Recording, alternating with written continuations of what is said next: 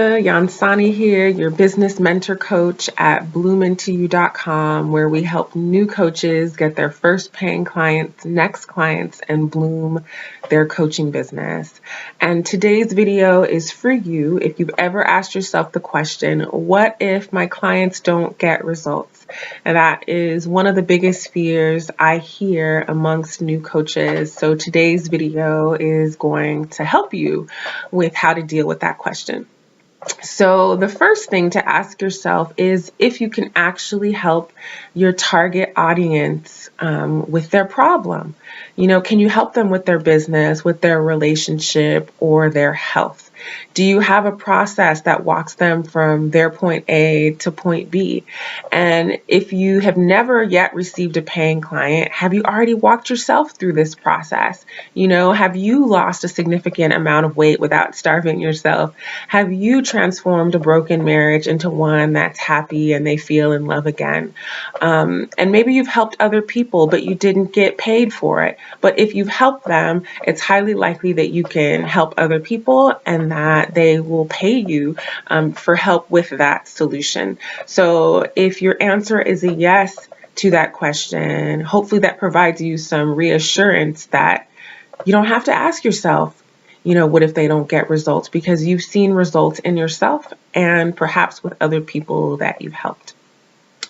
The next thing to think about is usually when people ask me that question, like, what if my clients don't get results, is that they're making themselves fully responsible for their clients' results. And so for you as the coach, you are responsible for showing up fully and being committed to helping your client achieve the goals that they have set out for themselves. That is through your coaching, through your insight, through your guidance, through your tools and resources, right? And letting them know when it sounds like they're not in alignment. The actions that they're taking or the thoughts that they're having are not in support of what they want to achieve, right? And so the client's responsibility is to show up and do the work, right? They have to take actions, maybe that they're not used to taking. They have to implement new thought patterns and new behaviors that are sometimes uncomfortable. And so what's really important here is that you want to outline what you're responsible for and what your client is responsible for in your coaching agreement. So, sometimes clients forget that starting a coaching is just the beginning. You signed up for coaching, but now you have to do the work. And so it's not the coach that's going to do your sit-ups for you, right? It's not you that's going to go on dates for them, right? It's not you that's going to change your eating patterns or your make dietary changes so that they can lose weight. Wouldn't that be great? Everyone wants something and not have to do the work. Like, don't you want a lot of money and not have to work for it? Or don't you want to have great abs and not have to, be in the gym all day? That's all humans. And so I just want you to be really clear in your agreement that it's like, hey, I'm here to support you in doing this work. And this work isn't always easy and it's not always comfortable. And another thing to know is this whole issue of timing. Like, what we do as coaches is we set by when dates. Like, I want to lose this amount of weight by when. I want to get my next client by when. I want to get married by when, right? And even though we set goals, it doesn't always mean that we achieve the thing in the specific amount of time that we set. There are clients that I have that surpassed their goal and they do it way quicker. And then there are clients who, maybe their fear is stronger than their desire, right? So you're going to spend more time coaching them through their fear so that they feel courageous and willing enough to take the next step.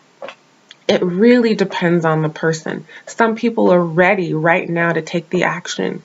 Some people need more coaching, more hand holding, more support. and that's totally fine. And you just really want to keep communicate this to your client, because you as the coach have an understanding of the process.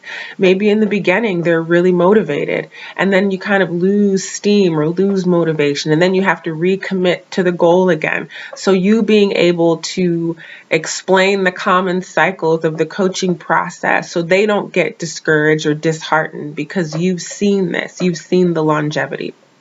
So it's really important to be able to communicate with your client about the timeline, right? And if they're that eager, what can they do to move the process along faster? So a quick recap. If you're asking yourself the question, what if my clients don't get result? What you first want to do is ask yourself if you can genuinely help them. And if you can, that's awesome. And rest assured in that, because you've helped yourself or you've helped other people. The second thing is be really clear about what you're responsible for and what your client's responsible for, and not to conflate the two. And sometimes clients' goals change. They think that they really want something. They really think that they want to lose weight, but they realize it's too much work for them right now. They're busy with other things, and it's really their partner that wants them to lose weight, right? And so that's not a true goal for them to work for. So sometimes it's a question of timing. And some of the work you're doing as a coach is helping the client clear off space, removing what they don't need in their life, planting seeds so that they can then begin to start taking the actions. So I hope that helps alleviate some fears and you feel more inspired to go out there and start booking consultations and getting paying clients.